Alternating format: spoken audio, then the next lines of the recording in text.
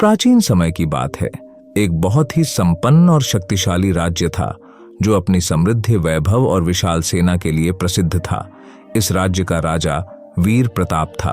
वह न केवल एक वीर योद्धा था बल्कि धर्मनिष्ठ और न्यायप्रिय भी था। परंतु उसके हृदय में एक प्रश्न सदैव घूमता रहता था, इस संसार में सबसे बड़ा धर्म क्या है? राजा ने अपने राज्य में कई विद्वानों, संतों, साधुओं और धार्मिक व्यक्तियों से यह प्रश्न पूछा, परंतु कोई भी उसे ऐसा उत्तर नहीं दे सका जो उसके मन को शांति दे सके। कुछ लोग कहते सत्य ही सबसे बड़ा धर्म है, तो कुछ कहते करुणा ही सबसे बड़ा धर्म है। किसी ने कहा ईश्वर की पूजा ही सबसे बड़ा धर्म है। राजा ने इन सभी उत्तरों को सुना, परंतु उसके मन की जिज्ञासा शांत न हुई। एक दिन राज्य के एक वृद्ध मंत्री ने राजा से कहा, महाराज, हमारे राज्य से दूर एक महान साधु रहते हैं। वे सत्य और धर्म के परम ज्ञाता हैं। उन्हें महात्मा साधु परमेश्वर कहा जाता है। वे एक साधारण कुटिया में रहते हैं और संसार की मोह माया से दूर रहते हैं। यदि आप सच में अपने प्रश्न का उत्तर पाना चाहते हैं तो उनके पास जाकर अपनी जिज्ञासा शांति कीजिए।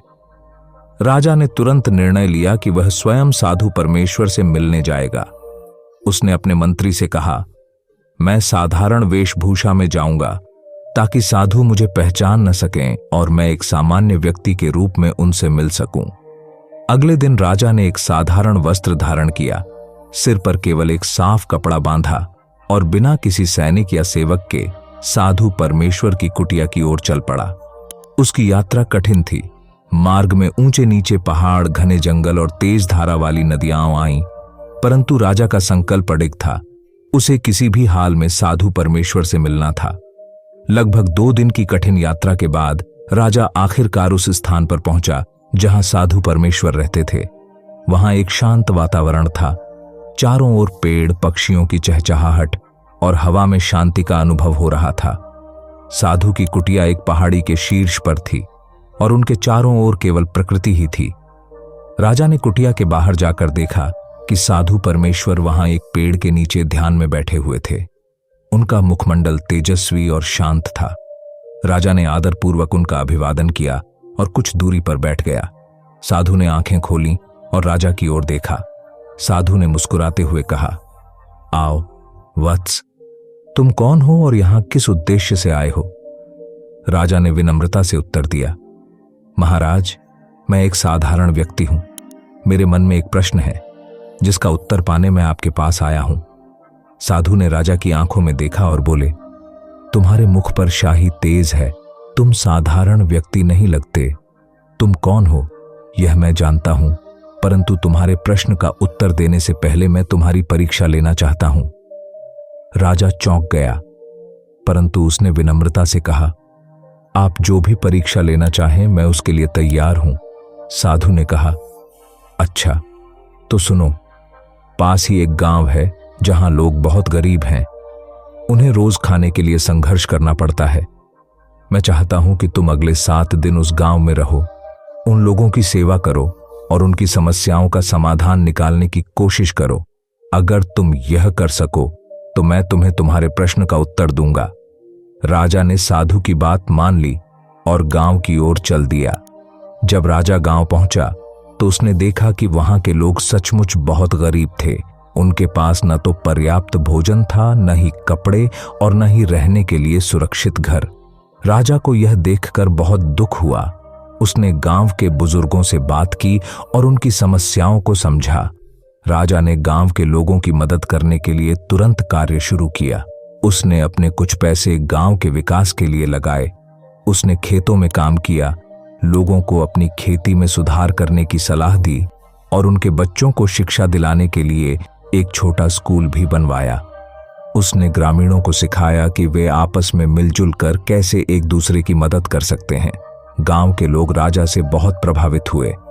उन्होंने उसे अपने जीवन का हिस्सा मान लिया। राजा ने अगले 7 दिन गांव में बिताए और उन्हें एक नई दिशा दी। अब गांव के लोग अधिक खुश और संतुष्ट थे। 7 दिन बाद राजा वापस साधु परमेश्वर के पास गया और उनके चरणों में बैठ गया।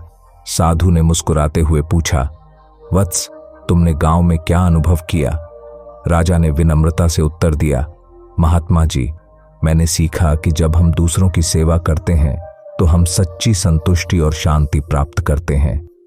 सेवा करने से ही हम अपने जीवन को सार्थक बना सकते हैं। साधु ने सिर हिलाते हुए कहा, तुम्हारी यह सीख महत्वपूर्ण है, परंतु यही पूर्ण उत्तर नहीं है।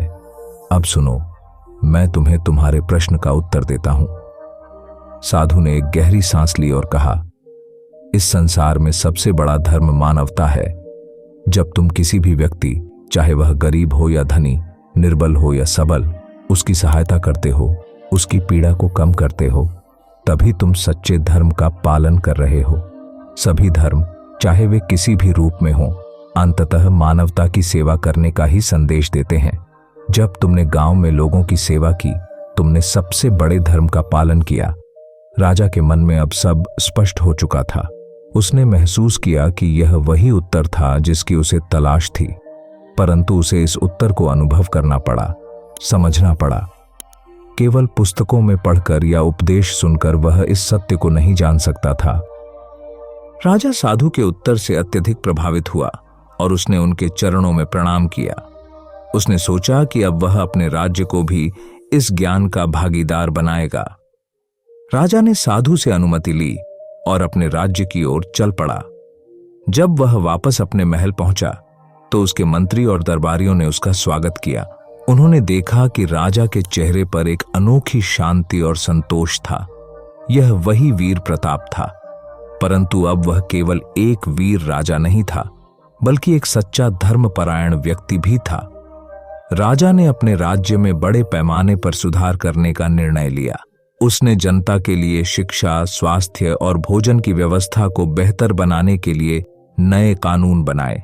उसने गरीबों के लिए आश्रय स्थल बनवाए और हर व्यक्ति की समस्याओं का व्यक्तिगत रूप से समाधान करना शुरू किया।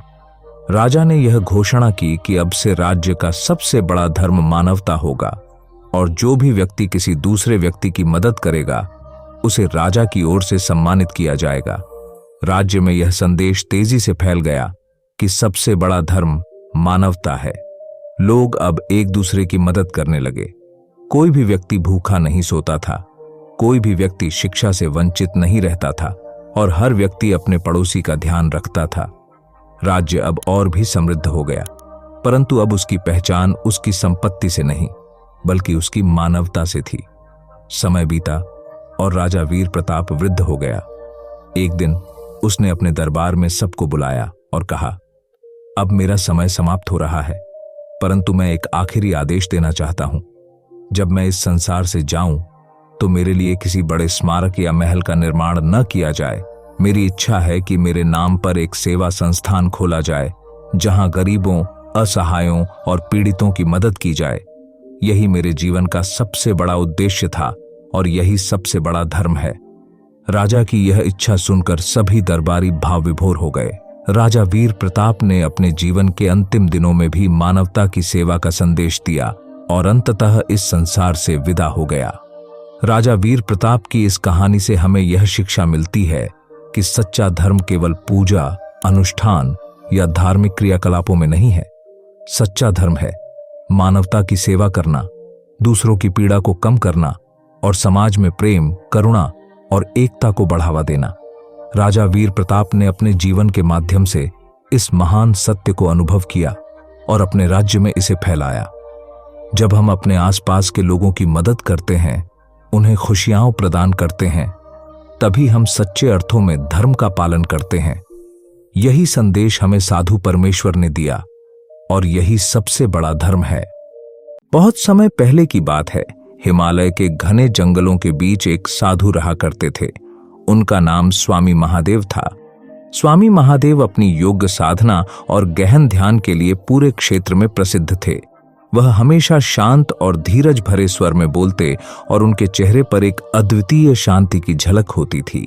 लोग दूर दूर से उनके दर्शन करने और अपने जीवन की समस्याओं का समाधान पाने के लिए आते थे।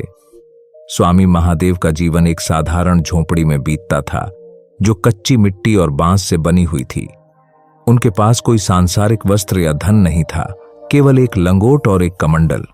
उनका जीवन तपस्या और ध्यान में बीतता था। परंतु वह एक बात बार बार कहा करते थे, जीवन में समय कैसा भी हो, चाहे अच्छा हो या बुरा, दो बातें हमेशा याद रखना। स्वामी महादेव के शिष्य और भक्त हमेशा उनसे ये जानने की उत्सुकता रखते थे कि वे कौन सी दो बातें हैं जो किसी भी स्थिति में याद रखनी चाहिए। परंतु स्वामी महादेव कभी सीधा उत्तर नहीं देते थे। वह कहते, समय आने पर तुम्हें सब कुछ समझ में आ जाएगा। एक दिन गांव के एक युवा लड़के का नाम निखिल था।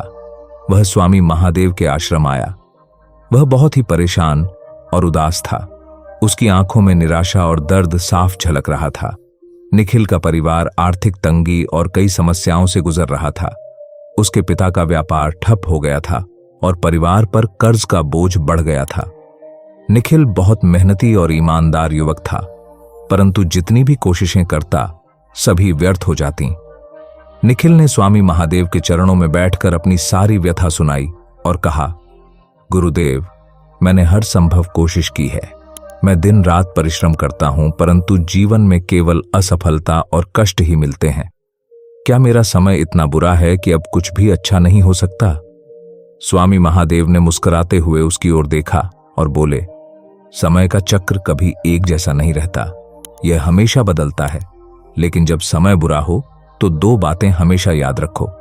निखिल ने ध्यान से उनके शब्दों को सुना और उत्सुकता से पूछा, गुरुदेव, कौन सी दो बातें?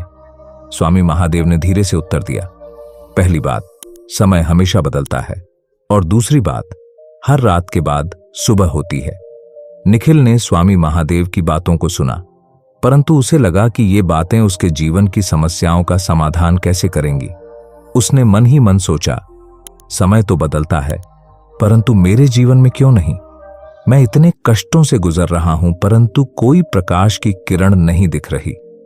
स्वामी महादेव ने निखिल के चेहरे पर उलझन देखी और कहा, निखिल, जब बुरा समय आता है तो लोग अक्सर अपनी आस्था खो बैठते हैं। वे सोचते हैं कि अब कुछ अच्छा नहीं हो सकता, लेकिन याद रखो, समय एक नदी की धारा की तरह होता है। वह हमेशा बहता रहता है। जैसे जल कभी स्थिर नहीं होता, वैसे ही जीवन भी कभी एक स्थिति में नहीं रहता। जो आज कष्ट है, वह कल सुख में बदल सकता है। स्वामी महादेव ने फिर से कहा, हर रात कितनी भी अंधेरी हो, सुबह का सूरज उसे उज्जवल कर देता है। यही जीवन का नियम है। समय का परिवर्तन सुनिश्चित है। निखिल ने स्वामी महादेव के चरणों में सिर झुका दिया और उनके आशीर्वाद के साथ वापस अपने गांव लौट आया। उसने स्वामी महादेव की बातों को अपने मन में गहराई से बैठा लिया और सोचा कि वह विश्वास के साथ अपने जीवन की कठिनाइयों का सामना करेगा। निखिल ने अपने जीवन में कड़ी मेहनत जारी रखी। उसके परिवार की आर्थिक स्थिति अब भी खराब थी। वह दिन रात मेहनत करता, लेकिन कोई विशेष सुधार नहीं हो रहा था। कर्ज का बोझ बढ़ता जा रहा था और व्यापार में नुकसान ही हो रहा था। परंतु इस बार निखिल ने अपना धैर्य नहीं खोया। उसने अपने मन में स्वामी महादेव की बातों को बार बार दोहराया, समय हमेशा बदलता है, हर रात के बाद सुबह होती है। निखिल ने सोचा कि अगर वह ईमानदारी और मेहनत से काम करता रहेगा तो एक दिन उसे सफलता अवश्य मिलेगी। उसने अपने परिवार को भी समझाया कि हमें धैर्य रखना चाहिए, समय बदलेगा और हमारे जीवन में सुख समृद्धि आएगी। कुछ समय बाद एक दिन निखिल के गांव में एक व्यापारी आया जो नए व्यापारिक संबंधों की तलाश में था। उसने निखिल के बारे में सुना और उसकी मेहनत की प्रशंसा की। व्यापारी ने निखिल के साथ एक साझेदारी करने का प्रस्ताव रखा। निखिल ने बिना किसी संकोच के इस प्रस्ताव को स्वीकार कर लिया। उस साझेदारी के बाद निखिल का व्यापार धीरे धीरे बढ़ने लगा। मेहनत और ईमानदारी का फल मिलने लगा। परिवार की आर्थिक स्थिति सुधरने लगी और जो कर्ज का बोझ था वह भी धीरे धीरे कम हो गया। अब निखिल के जीवन में सुख और शांति का समय था। उसने कठिनाइयों का सामना धैर्य और विश्वास से किया था और अब वह सफलता की ओर अग्रसर था। कुछ समय बाद निखिल अपने बदले हुए जीवन के साथ स्वामी महादेव के पास पुनः आया। वह स्वामी महादेव के चरणों में झुककर बोला, गुरुदेव, आपकी दी गई दो बातें मेरे जीवन की सबसे बड़ी सच्चाई बन गईं। आपने कहा था कि समय बदलता है और हर रात के बाद सुबह होती है। मैंने धैर्य और विश्वास रखा और आज मैं अपनी समस्याओं से बाहर आ गया हूं। आपने मेरी दृष्टि को बदल दिया। स्वामी महादेव मुस्कुराए और बोले, निखिल, यह सत्य केवल तुम्हारे लिए नहीं है, यह जीवन का नियम है। समय कभी एक जगह ठहरता नहीं है। जब बुरा समय आता है तो हमें विश्वास रखना चाहिए कि वह बदलेगा, और जब अच्छा समय हो तब भी हमें विनम्र और सतर्क रहना चाहिए, क्योंकि समय का चक्र निरंतर घूमता है। उन्होंने निखिल को समझाया कि जीवन में चाहे कोई भी स्थिति हो, हमें इन दो बातों को कभी नहीं भूलना चाहिए। स्वामी महादेव की ये शिक्षाएं निखिल के जीवन का आधार बन गई। उसने अपने व्यापार में बड़ी सफलता हासिल की, परंतु कभी अभिमान नहीं किया। वह जानता था कि समय स्थिर नहीं रहता। उसने जीवन की हर परिस्थिति में धैर्य और विश्वास बनाए रखा। गांव के लोग निखिल की सफलता और उसकी विनम्रता से बहुत प्रभावित हुए। लोग उससे प्रेरणा लेने लगे और उसकी कहानी सुनकर जीवन की सच्चाइयों को समझने लगे। निखिल ने भी अपने जीवन के अनुभवों से दूसरों को प्रेरित करना शुरू कर दिया। वह अक्सर स्वामी महादेव की बातों को दोहराता, समय कितना भी बुरा हो, दो बातें याद रखना, समय हमेशा बदलता है और हर रात के बाद सुबह होती है। जीवन में कठिनाइयां आना स्वाभाविक है, परंतु धैर्य, विश्वास और सही दृष्टिकोण के साथ हर समस्या का समाधान संभव है। स्वामी महादेव की यह शिक्षा हमें सिखाती है कि बुरा समय हमेशा के लिए नहीं रहता। हमें धैर्य और विश्वास के साथ उस समय का सामना करना चाहिए और यह जानना चाहिए कि अच्छा समय भी आने वाला है। जीवन में चाहे कितनी भी समस्याएं हों, अगर हम इस सत्य को स्वीकार कर लें कि समय बदलता है और हर अंधेरे के बाद रोशनी आती है, तो हम किसी भी कठिनाई का सामना आसानी से कर सकते हैं। समय कितना भी बुरा हो, ये दो बातें हमेशा याद रखना, समय हमेशा बदलता है और हर रात के बाद सुबह होती है। यही जीवन का सबसे बड़ा सत्य है, जिसे समझकर हम जीवन के हर संघर्ष में विजय पा सकते हैं। किसी समय की बात है, एक गांव में एक साधु रहते थे। उनका नाम था स्वामी अज्ञानानंद। वे अपने जीवन में अत्यधिक संतुष्ट और स्थिर थे। उनके चेहरे पर हमेशा शांति की मुस्कान रहती थी, जो दूर से ही उनके भीतर की अपार शांति और ज्ञान को प्रकट करती थी। गांव के लोग उनके पास अक्सर अपनी समस्याओं का हल जानने आते और स्वामी जी उन्हें अपने साधारण लेकिन गहरे शब्दों में मार्गदर्शन करते थे। स्वामी अज्ञानानंद का जीवन बहुत सरल था। वे किसी भी प्रकार की भौतिक वस्त्राओं से दूर थे। एक छोटी सी कुटिया में रहते थे, जिसमें बस जरूरत की कुछ ही वस्तुएं थीं। एक साधारण चटाई, कुछ बर्तन और एक पुरानी पुस्तकों की पोटली। वे दिन भर ध्यान और साधना में लीन रहते थे। स्वामी जी को यह एहसास था कि मनुष्य की सभी समस्याओं का मूल कारण उसकी अपनी मानसिक स्थिति और बाहरी दुनिया पर उसकी निर्भरता है। गांव के लोग उनके पास आकर अक्सर यह कहते, स्वामी जी, मेरी जिंदगी में बहुत परेशानियां हैं। मैं इस व्यक्ति से दुखी हूं, उस व्यक्ति से नाराज हूं, मेरा काम नहीं हो रहा है और दुनिया बहुत कठिन है।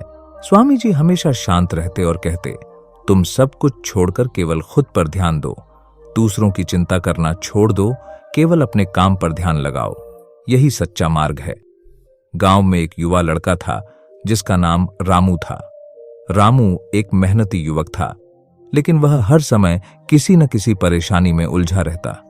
कभी उसे अपनी शिक्षा की चिंता होती, कभी घर के कामकाज को लेकर नाराजगी। उसे हमेशा लगता था कि दुनिया उसके खिलाफ है। वह अपने दोस्तों और परिवार से निरंतर शिकायत करता रहता था। एक दिन रामू ने स्वामी जी के बारे में सुना और उनसे मिलने का निश्चय किया। वह साधु की कुटिया के पास पहुंचा और हाथ जोड़कर बोला, स्वामी जी, मैं बहुत दुखी हूं। मेरी जिंदगी में बहुत परेशानियां हैं। कोई भी मुझे समझता नहीं है और मैं हमेशा अकेला महसूस करता हूं। लोग मेरे साथ अच्छा व्यवहार नहीं करते और मेरी मेहनत का सम्मान नहीं करते। आप मुझे कुछ मार्गदर्शन दीजिए। स्वामी जी ने रामू को ध्यान से देखा। उनके चेहरे पर हल्की सी मुस्कान थी। वे जानते थे कि रामू की समस्या वही थी जो अधिकांश लोगों की होती है, बाहरी दुनिया पर अत्यधिक ध्यान और अपनी आंतरिक शक्ति की उपेक्षा। स्वामी जी ने रामू को पास बिठाया और कहा, बेटा, तुम्हारी सारी समस्याओं का हल तुम्हारे भीतर ही छिपा है। तुम दूसरों को बदलने की कोशिश कर रहे हो, परंतु सच्चाई यह है कि तुम्हें खुद को बदलने की आवश्यकता है। रामू ने पूछा, स्वामी जी, क्या इसका मतलब यह है कि मैं अपनी समस्याओं को नजरअंदाज कर दूं? स्वामी जी ने धीरे से सिर हिलाते हुए कहा, नहीं बेटा, इसका मतलब यह है कि तुम अपनी समस्याओं का हल बाहर ढूंढना बंद करो और अपने भीतर की शक्ति पर काम करो। लोग क्या कहते हैं, क्या करते हैं, इन सब पर ध्यान देना बंद करो। खुद पर काम करो, अपनी सोच को बदलो। जब तुम खुद पर काम करोगे तो दुनिया अपने आप बदलती हुई दिखेगी। स्वामी जी ने रामू को एक दिन विशेष प्रयोग करने को कहा। उन्होंने कहा, मैं तुम्हें एक काम बताता हूं। तुम एक दिन के लिए हर उस व्यक्ति से मिलो जो तुम्हें परेशान करता है, लेकिन उनसे कुछ भी कहने या शिकायत करने की बजाय बस उन्हें मुस्कान के साथ देखो और धन्यवाद कहो। रामू को यह विचार अजीब लगा। उसने सोचा, यह कैसे काम करेगा? मेरे दुश्मन, मेरे आलोचक और जो लोग मुझे नापसंद करते हैं, उन्हें मैं धन्यवाद कैसे कह सकता हूं? लेकिन स्वामी जी के कहने पर रामू ने यह प्रयोग करने का निर्णय लिया। अगले दिन उसने अपने दोस्तों, परिवार के सदस्यों और उन लोगों से मिलना शुरू किया जिनसे वह नाराज था। हर बार उसने मुस्कान के साथ उन्हें देखा और धन्यवाद कहा। यह देखकर हर कोई हैरान था, लेकिन रामू को अंदर से एक अजीब सी शांति महसूस होने लगी। शाम को रामू फिर से स्वामी जी के पास आया। वह थोड़ा उलझन में था, लेकिन उसकी आंखों में चमक थी। उसने कहा, स्वामी जी, मुझे आज अजीब अनुभव हुआ। मैंने सभी को धन्यवाद कहा और किसी ने कोई बुरा व्यवहार नहीं किया। वे सभी हैरान थे और कुछ तो मेरे साथ अच्छा व्यवहार करने लगे, लेकिन फिर भी मैं पूरी तरह समझ नहीं पाया कि आपने मुझे यह करने को क्यों कहा। स्वामी जी ने मुस्कुराते हुए कहा, बेटा, तुमने आज जो किया वह तुम्हारी सोच और दृष्टिकोण का परिवर्तन था। तुमने दूसरों से नाराजगी और उम्मीदें छोड़ दी। तुमने खुद पर ध्यान केंद्रित किया और अपने दृष्टिकोण को बदला। जब तुम अपनी सोच को बदलते हो, तब तुम दुनिया को नए नजरिए से देखना शुरू करते हो। लेकिन स्वामी जी, रामू ने कहा, दुनिया हमेशा तो बदलती नहीं ना। स्वामी जी ने गहरी सांस लेते हुए कहा, बिल्कुल सही, दुनिया नहीं बदलती, लेकिन तुम बदल जाते हो। जब तुम दूसरों पर ध्यान देना बंद कर देते हो और खुद पर काम करते हो, तब तुम्हें वही दिखता है जो तुम्हारे भीतर होता है। बाहरी घटनाओं और लोगों की प्रतिक्रिया तुम्हारी आंतरिक स्थिति का प्रतिबिंब होती है। रामू अब धीरे धीरे स्वामी जी की शिक्षा को समझने लगा था। उसे एहसास हो गया था कि उसकी समस्याएं बाहरी दुनिया में नहीं, बल्कि उसके खुद के विचारों और भावनाओं में थीं। उसने स्वामी जी से पूछा, स्वामी जी, अगर मैं अपनी जिंदगी में सब कुछ छोड़कर केवल खुद पर काम करता हूं, तो क्या मेरी समस्याएं खत्म हो जाएंगी? स्वामी जी ने उत्तर दिया, तुम्हारी समस्याएं समाप्त नहीं होंगी बेटा, लेकिन तुम्हारा दृष्टिकोण बदल जाएगा। समस्याएं जीवन का हिस्सा है, लेकिन जब तुम अपने भीतर की शक्ति पर काम करते हो, तब वे समस्याएं तुम्हें उतनी बड़ी नहीं लगती। जब तुम खुद पर काम करते हो, तब तुम्हारी आत्मा मजबूत होती है और तब तुम किसी भी समस्या का सामना शांत और स्थिर मन से कर सकते हो। तुम अपने भीतर के सत्य को जानने लगते हो और बाहरी दुनिया की बातों और घटनाओं का तुम्हारे मन पर उतना प्रभाव नहीं पड़ता। रामू ने स्वामी जी की बातों को गहराई से समझा। उसने अब दूसरों से शिकायत करना छोड़ दिया और अपनी ऊर्जा को खुद पर काम करने में लगाने का निश्चय किया। उसने सुबह सुबह ध्यान करना शुरू किया और अपनी सोच को सकारात्मक बनाने की कोशिश की। धीरे धीरे उसने महसूस किया कि जो चीजें उसे पहले बहुत परेशान करती थीं, वे अब उसे उतनी महत्वपूर्ण नहीं लग रही थीं। उसके दोस्त, परिवार और यहाँ तक कि वे लोग भी जो उसे नापसंद करते थे, अब उसे बदले हुए नजर आ रहे थे। पर वास्तव में बदला तो केवल रामू का दृष्टिकोण था। अब उसे यह समझ में आ चुका था कि जब वह दूसरों से ध्यान हटाकर खुद पर ध्यान देने लगा, तो उसकी जिंदगी में शांति और संतोष आने लगा। स्वामी अज्ञानानंद की शिक्षा सरल लेकिन गहन थी। सबको भूलो, खुद पर काम करो का अर्थ यह नहीं है कि हम दूसरों की परवाह न करें या समाज से अलग हो जाए। इसका मतलब है कि हम अपनी आंतरिक शक्ति और मानसिकता पर ध्यान दें, बजाय इसके कि हम अपनी सारी ऊर्जा बाहरी दुनिया की घटनाओं और लोगों की प्रतिक्रियाओं पर खर्च करें। जीवन में समस्याएं, कठिनाइयां और चुनौतियां हमेशा रहेंगी, लेकिन जब हम खुद पर काम करते हैं, अपनी सोच को सकारात्मक बनाते हैं और अपनी आत्मा की शक्ति को पहचानते हैं, तब दुनिया की सभी चुनौतियां हमें छोटी लगने लगती हैं। दुनिया को बदलने की कोशिश करने की बजाय हमें खुद को बदलने की जरूरत होती है। स्वामी अज्ञानानंद की शिक्षा से रामू की जिंदगी बदल गई। वह अब बाहरी दुनिया के साथ संघर्ष करने की बजाय अपनी आंतरिक दुनिया को शांति और संतुलन में लाने पर ध्यान देने लगा। इस कहानी का संदेश स्पष्ट है। जब तक हम बाहरी दुनिया पर ध्यान देते रहेंगे, हम परेशान रहेंगे। लेकिन जब हम खुद पर काम करने लगते हैं, तब हम अपनी जिंदगी में शांति, संतोष और स्थिरता पा सकते हैं। सबको भूलो, खुद पर काम करो और देखो कैसे तुम्हारी दुनिया बदल जाती है। इस साधु की कहानी हम सबके लिए एक गहरी प्रेरणा है। फैसले जीवन का सबसे महत्वपूर्ण हिस्सा होते हैं। हम चाहे कितने भी बुद्धिमान या अनुभवी क्यों न हों, अगर सही फैसले नहीं लेंगे तो जीवन की दिशा कहीं न कहीं गलत हो सकती है। हम में से हर कोई सही फैसला लेना चाहता है, लेकिन अक्सर निर्णय लेने में हिचकिचाहट या भ्रम महसूस करता है। यह कहानी आपको सही फैसला लेने के बारे में एक महत्वपूर्ण सीख देगी और आपकी जिंदगी को एक नई दिशा दे सकती है। एक समय की बात है, एक छोटे से गांव में एक व्यक्ति रहता था जिसका नाम मोहन था। मोहन एक साधारण किसान था, लेकिन वह अपनी मेहनत और सादगी के लिए पूरे गांव में प्रसिद्ध था। उसकी एक विशेषता थी कि वह हर फैसले से पहले काफी सोचता था, लेकिन फिर भी कभी कभी गलत फैसले ले लेता था, जिसका असर उसकी जिंदगी पर पड़ता था। मोहन का जीवन संघर्षों से भरा हुआ था। उसका परिवार छोटे से खेत पर निर्भर था, जिससे उसकी रोजी रोटी चलती थी। लेकिन कई बार फसल अच्छी नहीं होती तो उसका परिवार आर्थिक संकट से जूझता था। मोहन इस बात से चिंतित था कि वह अपने परिवार के लिए सही फैसले नहीं ले पा रहा है। उसकी सबसे बड़ी परेशानी थी कि जब भी कोई कठिन निर्णय लेना होता, वह उलझन में पड़ जाता था और सही निर्णय नहीं कर पाता था।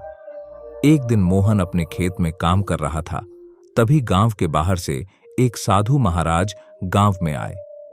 साधु महाराज पूरे गांव में घूमा करते थे और लोगों की समस्याओं का समाधान बताते थे।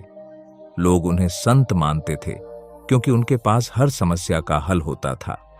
मोहन को भी जब साधु महाराज के बारे में पता चला तो वह उनसे मिलने गया।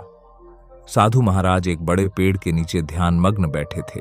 मोहन ने उनके पास जाकर विनम्रता से कहा, महाराज, मैं बहुत परेशान हूं। मैं हमेशा कोशिश करता हूं कि सही निर्णय लूं, लेकिन कई बार मैं गलत फैसले ले लेता हूं। इससे मेरा जीवन और भी कठिन हो जाता है।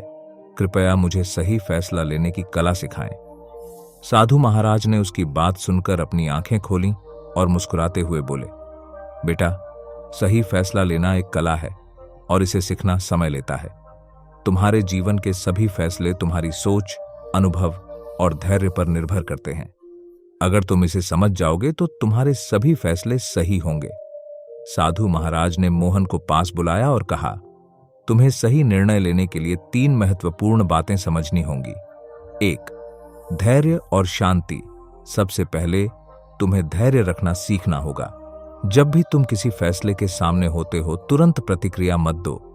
पहले शांत हो जाओ, अपनी सांसों को नियंत्रित करो और फिर सोचो। जब हमारा मन शांत होता है, तभी हम सही निर्णय ले सकते हैं। घबराहट और हड़बड़ी में लिया गया निर्णय अक्सर गलत होता है। मोहन ने साधु की बात सुनी और सोचने लगा कि उसने कई बार जल्दबाजी में गलत फैसले लिए थे। वह समझ गया कि जल्दबाजी में किए गए फैसले कभी भी स्थायी नहीं होते और उन्हें बदलना कठिन होता है। 2, परिस्थितियों को समझो।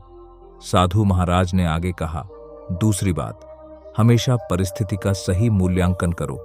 जो सामने दिखता है वो हमेशा सच्चाई नहीं होती। गहराई में जाकर सोचो कि क्या यह निर्णय वास्तव में तुम्हारे लिए सही है। कई बार हम दूसरों के दबाव में आकर गलत निर्णय लेते हैं। इसलिए जो भी फैसला लो, वो अपने दिल और दिमाग दोनों से लो। साधु महाराज ने एक उदाहरण दिया। मान लो कि तुम्हें 2 रास्तों में से एक चुनना है। एक रास्ता सरल और सुंदर दिखाई देता है और दूसरा कठिन और चुनौतीपूर्ण है। कई लोग पहले रास्ते को चुनेंगे क्योंकि वो आसान है, लेकिन यह जरूरी नहीं है कि आसान रास्ता सही हो। इसलिए हमेशा सोच समझकर अपने निर्णय करो। 3. जीवन के अनुभव से सीखो। तीसरी और सबसे महत्वपूर्ण बात यह है कि अपने जीवन के अनुभवों से सीखो। हर अनुभव, चाहे वो अच्छा हो या बुरा, तुम्हें कुछ सिखाता है। अगर तुमने पहले कभी कोई गलत फैसला लिया है तो उससे निराश मत हो। उसकी वजहों को समझो और आगे बढ़ो। वही गलती दोबारा मत करो। अनुभव ही सबसे बड़ा शिक्षक होता है। मोहन ने साधु की ये बातें ध्यान से सुनी और अपने जीवन के बारे में सोचने लगा। उसने महसूस किया कि उसने कई बार अतीत में की गई गलतियों से सबक नहीं लिया था और इसलिए वही गलतियां बार बार दोहरा रहा था। साधु महाराज ने फिर मोहन से कहा, जब तुम इन 3 बातों को समझकर निर्णय लोगे तब तुम सही फैसले लेने में सक्षम हो जाओगे। जीवन में सही फैसले लेना बहुत महत्वपूर्ण होता है, क्योंकि एक गलत फैसला कई सालों की मेहनत को बर्बाद कर सकता है। इसलिए अपने फैसलों पर विचार करो और उन्हें सोच समझ कर लो। मोहन ने साधु महाराज की बातों को मन में बैठा लिया। उसने संकल्प लिया कि वह अब जल्दबाजी में कोई फैसला नहीं करेगा और हर निर्णय से पहले धैर्य से सोचेगा, परिस्थिति का सही मूल्यांकन करेगा और अपने अनुभवों से सीखेगा। साधु महाराज से मिलने के बाद मोहन के जीवन में धीरे धीरे बदलाव आने लगे। अब वह हर निर्णय से पहले शांत मन से विचार करता था। उसने अपने खेतों में नए तरीके से काम करने का फैसला लिया, जिससे उसकी फसल अच्छी होने लगी। उसने अपने परिवार के साथ भी बेहतर संबंध बनाने की दिशा में कदम उठाए। वह पहले की तरह जल्दबाजी में कोई निर्णय नहीं लेता था, बल्कि धैर्यपूर्वक सोचता और सही समय पर सही निर्णय लेता।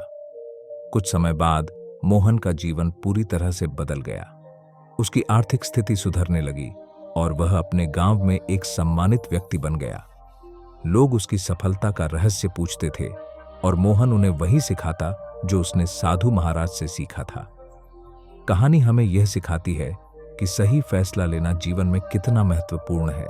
जीवन में चुनौतियां और कठिनाइयां हमेशा आती रहेंगी, लेकिन अगर हम धैर्य, सोच समझ और अनुभव के साथ निर्णय लें तो हम हर चुनौती का सामना कर सकते हैं। ध्यान रखें, सही फैसले हमेशा आपकी सोच और अनुभव पर निर्भर करते हैं। जल्दबाजी में कभी भी निर्णय मत लो और परिस्थिति का सही मूल्यांकन करने के बाद ही फैसला करो। अगर आप भी सही फैसला लेने की कला सीख जाओगे तो जीवन में कभी हार का सामना नहीं करना पड़ेगा। साधु महाराज ने मोहन से कहा था, जीवन में सही फैसला वही है जो तुम्हें शांति और संतोष दे। अगर तुम अपने निर्णय से संतुष्ट हो और वह तुम्हें मानसिक शांति देता है तो समझ लो कि तुमने सही फैसला लिया है। लेकिन अगर तुम्हारे निर्णय के बाद भी तुम्हारे मन में अशांति है तो हो सकता है कि वह फैसला गलत हो। इसलिए अपने फैसले हमेशा सोच समझ कर लो और अपने दिल की सुनो। साधु महाराज के ये शब्द मोहन के जीवन में प्रेरणा का स्रोत बन गए और उसने इन्हें अपने जीवन का मूल मंत्र बना लिया। इसी प्रकार आप भी अपने जीवन में सही फैसले लेने की कला सीख सकते हैं और जीवन में हर क्षेत्र में सफलता प्राप्त कर सकते हैं।